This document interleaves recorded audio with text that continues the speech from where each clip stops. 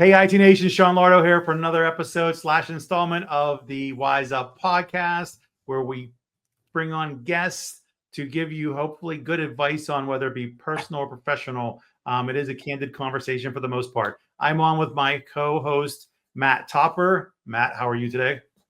I'm doing awesome, except for no Dunkin' Donuts. I have to make do with some Coke for caffeine. Congratulations on your improvement. So we have a good episode come up today here that we have a good guest on, which will hopefully bring some levity to common sense of good coffees. But with that being said, though, we have a good show today. We have a great guest.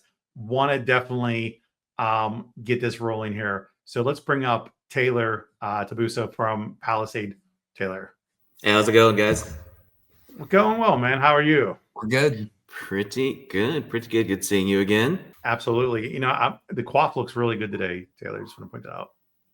Looks really I can do a little more, little antenna action one way. There you go. Can over quaff it, can under quaff it, whatever you want, my man. We have a new episode topic. Well, I can't. Mine's this is it. I'm aerodynamic. We call that the slick back. I just call being bald. All right, so Taylor, where you located out of, man? Montreal now. I split time between here and Hawaii usually. Montreal and Hawaii? Yeah, it's I don't even know, 5,000 miles away, but yeah. So basically, I'm from California. Long story short, my parents got married in Hawaii. We all graduated. They kicked us out of the house. They moved back. So our company is here in Montreal. I've been here, 5-6 years. And then pretty much every winter, I hightail it out of here, snowbird it over to my parents' house in Hawaii and work from there. Ideally for 2-3 months. That's usually the general plan. Nice. I don't blame you. I don't blame you. You spend a little bit of winter up northeast here. You feel it. Yeah, it's depressing. So let's talk about your company then. So for those that don't know what you do, just give us a quick elevator pitch of what this is. Automated DMARC compliance. That's what it is in a nutshell. We ingest DMARC reports. We fix DMARC misalignments for you through our software, and do it in a nice, friendly way. A lot of tools right now, it's still report-based. So you're looking at reports. You're still thinking your techs are using their brain, using their noggin to get the work done. We do about 90% of the work for you. How'd you get into this industry? How'd you decide to start that company as opposed to any other one? You want 25-minute monologue? or give us a 3-minute monologue? Give us the 2-minute version. 3-minute version. So primary background is in software. So I've always been in the SaaS world, and we kind of nicely fell into the channel because the updates with Google, Yahoo, now Microsoft kind of pushed us that way. We got in contact with some MSPs up here in Canada, and they gave us some really, really friendly advice. One of the main paid problems at our original, when we started, was education. So educating SMBs on acronyms, SPF, DKM, DMARC, DNS, all these good things. There's a 550 error from Microsoft. What does that do? And with MSPs, at least some of that education is done away with because they, system administrators tend to live in technical setups. They might not have specific, let's say, DMARC knowledge, or it might not be top of mind, let's say, but at least that was a great intro. So that's originally how we kind of started migrating into the space. So you were doing this previously, though, as a business in general, just not as your own business? Call it like DMARC managed service provider. So that's what we did for about 8 months. Before that, we had a recruiting software company, and we would be sending, millions of emails a month. So primary revenue was email based. That was my bread and butter. That's where I come in. with kind of the outbound in general. So it's always been something we've encountered, dealt with, and 6 years ago when we started that company, or 7 now, we had to set up all this stuff. Come back to 2 years ago, it hasn't changed at all. It's the exact same setup, exact same copy and paste. So how do you go about finding or educating your customers? And what I mean by that is I talk to lots of companies, and most of them have maybe heard of SPF and don't really know much about DKIM or even that DMARC's a thing. Do you run into that? Do you have this educational component? Yeah. So as mentioned, originally we thought there wouldn't need to be as strong of an educational component. But entering into the channel and speaking with a lot of companies, we knew it wasn't anyone's bread and butter. That's why we were building our company, because it's a pain in the ass. But so we do have to communicate, one, the importance, or one, what are these things technically? 2, the importance of setting it up, and 3, the importance of providing that value to your end customer. So you came into the channel now. You're part of the Pitch It 2025 cohort. Yes, thank you. What made you? Yeah, that's right. Congrats. That's a pretty big deal, actually. You don't even know the amount of work that goes into it. So what? Yeah, always use some steak knives. So what? How were you in the channel prior to this at all, or is this the first time being part of the channel? No. So let's say summer, about this time last year, is when we kind of got introduced to the channel, and we've pretty much built our software entirely for MSPs. A lot of the companies niche down from enterprise. We haven't done that. So it's my first foray into the channel, my first foray into, let's say, conferences, as I know you'll be at next week. So it's a fun industry. Good way of putting it. Fun. It's an interesting industry for sure. So with that, being in the channel first time, how is your feeling towards this now? How are you approaching this? Because somebody like growth, obviously, but building a technology in a practice is one thing, but building a go-to-market is totally different. So how are you approaching this? Relationships. As much as possible when we can do in person, as much as possible, just speaking with people in the industry, whether it's an MSP, whether it's another vendor, whether it's people, on the marketing side in the channel. What I found is that people in the channel love to talk, but people in channel are also really gosh darn friendly, really helpful. Even if they don't want to buy, they are happy to look, they're happy to critique, feedback, give you a deeper understanding of the channel, give you a deeper understanding of the misses, the wins in your software as you're building it. And that's where we've been really making great strides and having great relationships with vendors, MSPs, VARs, everybody. What are some things you found that are different or that you learned about selling to the channel versus anywhere else? I guess similar to, like I said, it's relationship based, the warm outreach, the spicy lava hot outreach, that's where you make your sales.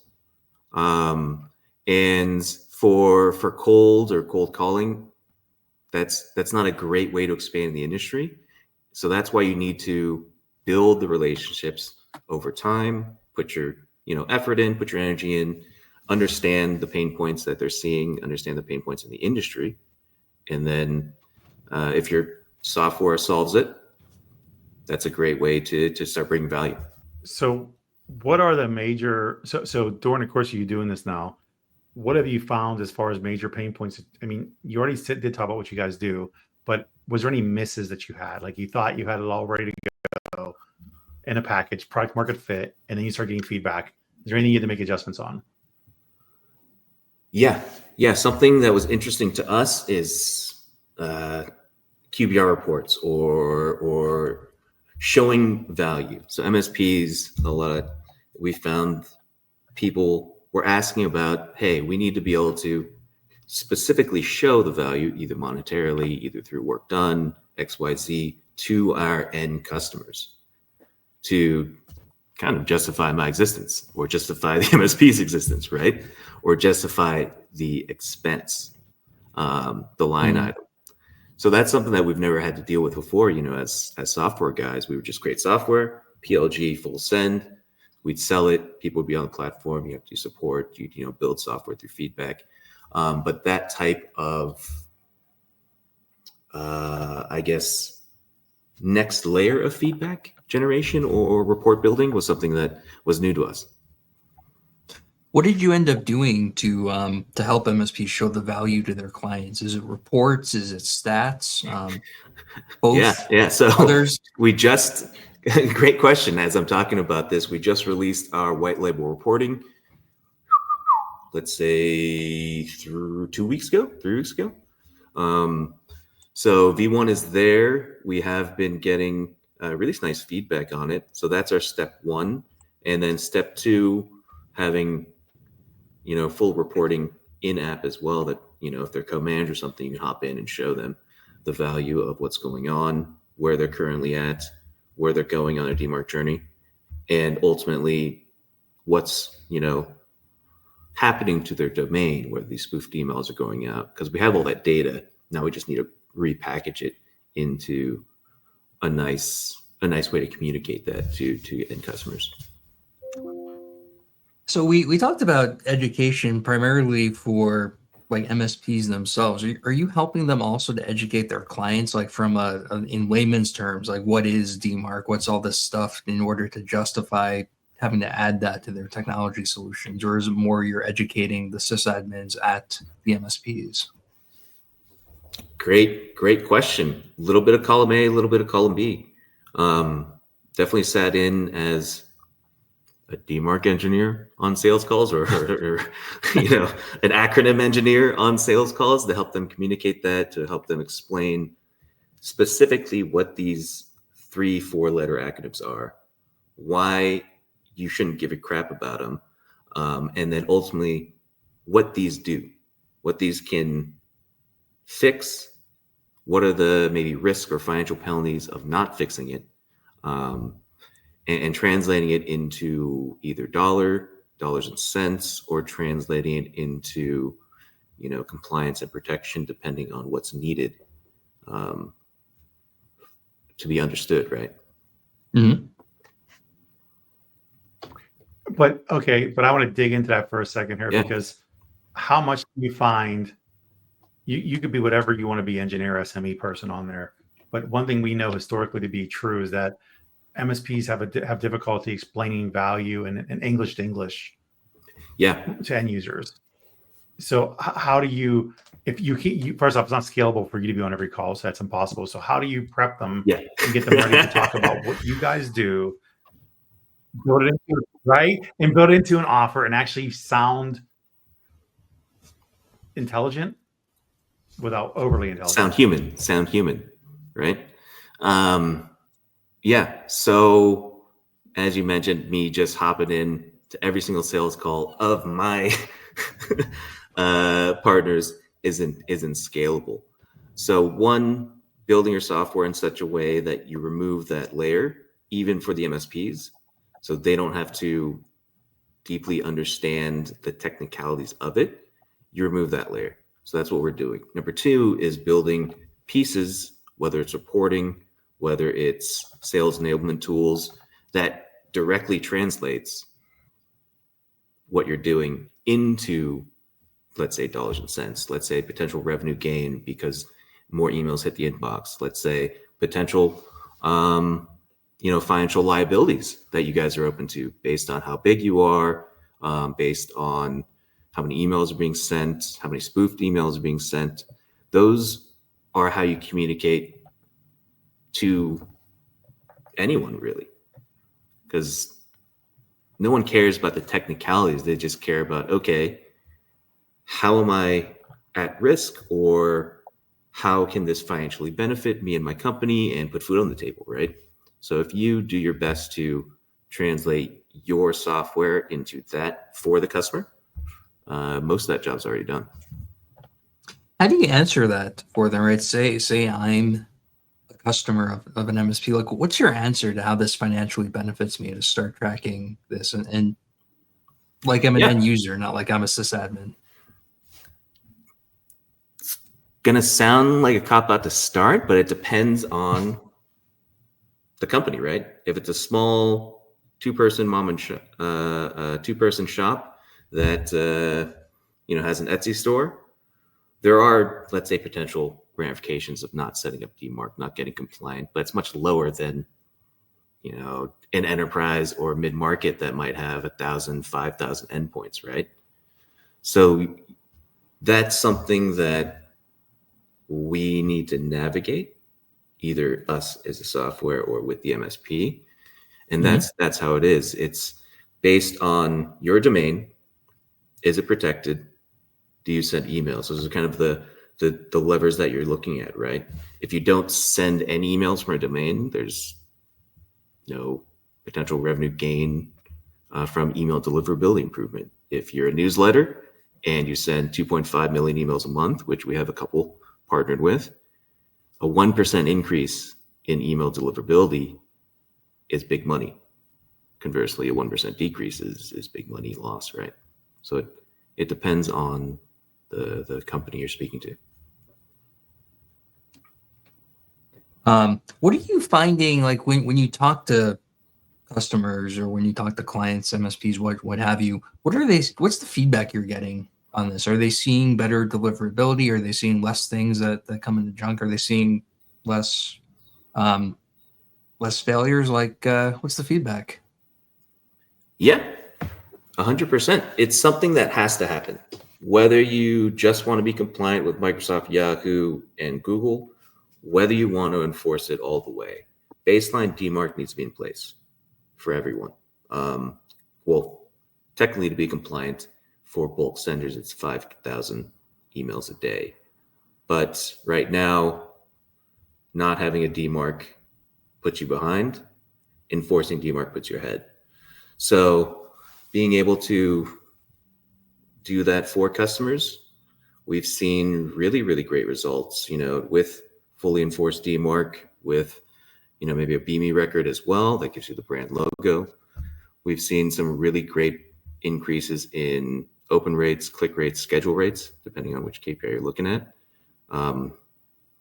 It's hard to, let's say, create specific case studies on that, just because email is kind of based on three things. It's lead list, content, technical configuration. We take care of technical configuration.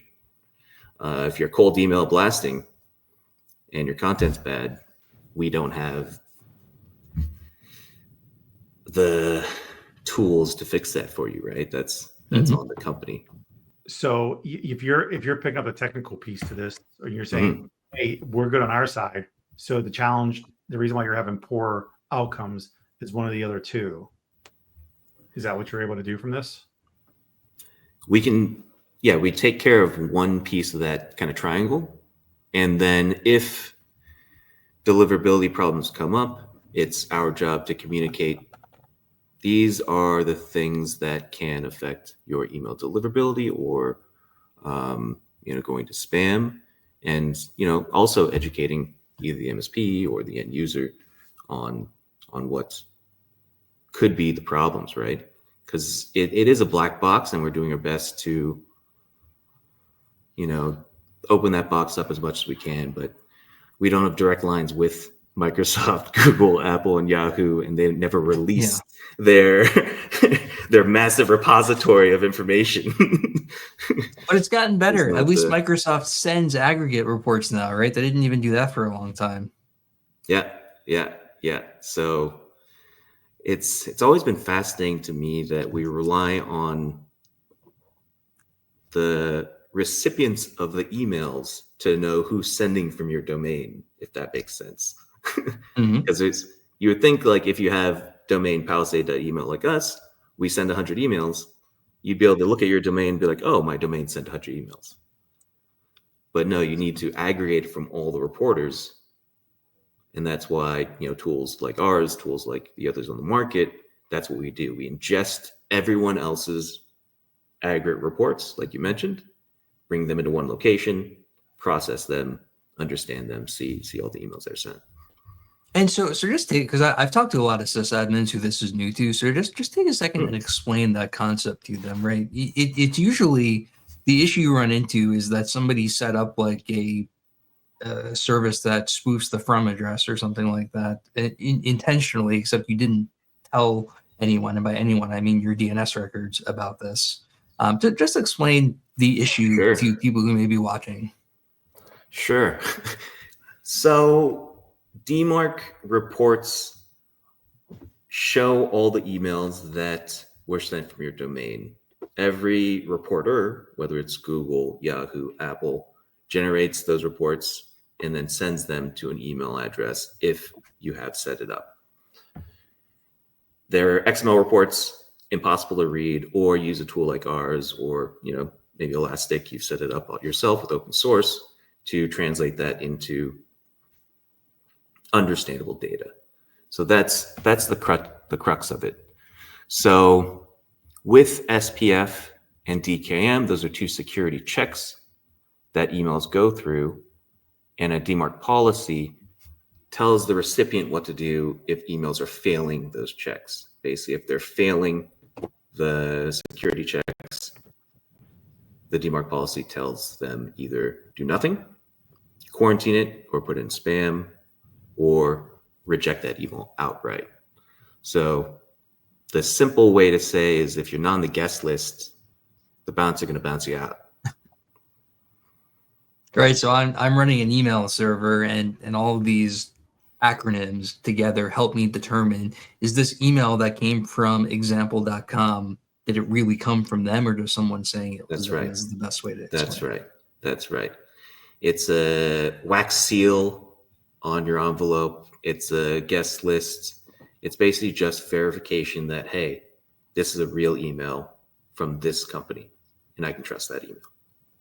Which is sometimes, I think, a hard thing to convince mail admins of, right? Even if it's just an MSP, it's that it's not going to, all these technologies aren't going to help you get less junk mail. It's for other companies to get less things from you that look like they're spoofing or impersonating.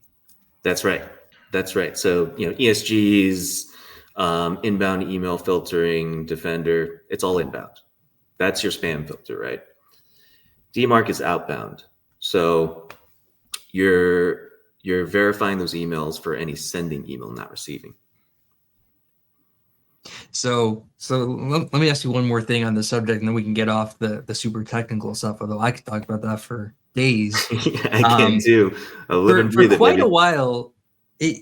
quite a while, the state of SPF around the internet basically was, you can't really block on SPF failures because most admins have it configured wrong to begin with. Is that better now, or is it still kind of like that? So, yeah, that's a great question. SPF was the original patch on email verification that people put in place to try to start verifying emails. It can fail. If someone forwards it, it breaks.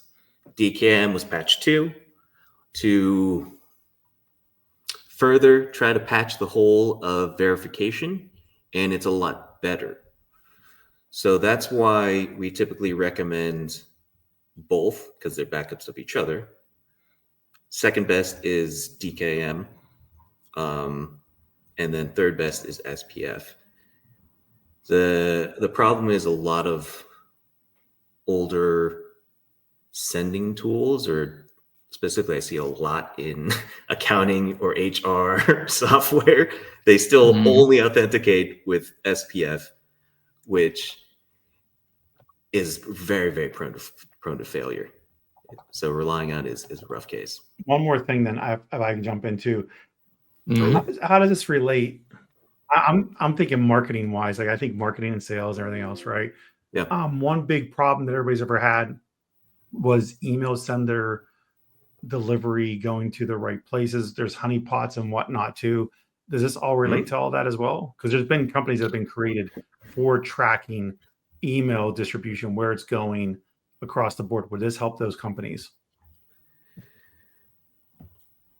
I would have to know how they work. Are they creating the honeypots and just accepting emails and then trailing where that email came from? Is that how they work? Yes, there's a lot of that happens. Yeah. Big companies especially do it. Yeah. So if a company creates a honeypot to accept all the emails, again, that wouldn't be affected because it's inbound traffic, right? So that's a little bit different mechanism. This is all primarily based on the outbound.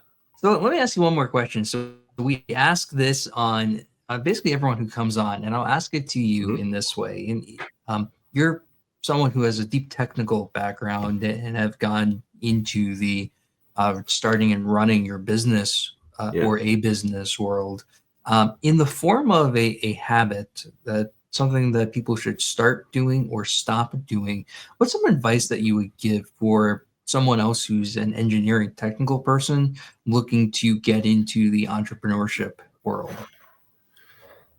So my background isn't in engineering, so that'd be tough for me to answer. Just in general, is, then, like starting your own company. Yeah, you need to get outside your comfort zone. So for me, that was throwing myself into SPF, DKM, DMARC, understanding the technical configurations, becoming very educated on our technical stack. Because otherwise, as this kind of 20, 30-minute conversation showed us, if I can't explain what any of this is, how the hell can I sell it? Right? If I can't translate technical into real communication, then there's nothing I can do. So that's something that I had to do to walk outside my comfort zone and then bring that back into my company building here at Palisade.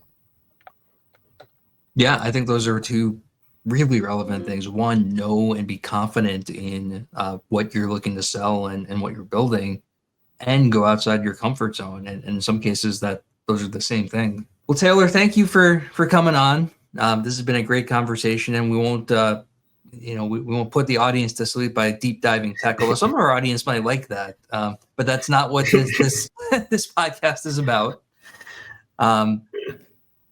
Sean, I don't know if you're still with us. You're kind of lagging a little bit, but you're moving. So, any last words before we close out? I think I'm still here. I can hear some things. Thank you for coming on, and Taylor, thank you for coming on. This was a fantastic conversation, and we will look forward to doing it again soon. Absolutely, Matt. Sean, thanks for having me on. Looking forward to seeing you guys again. Awesome. Thank you.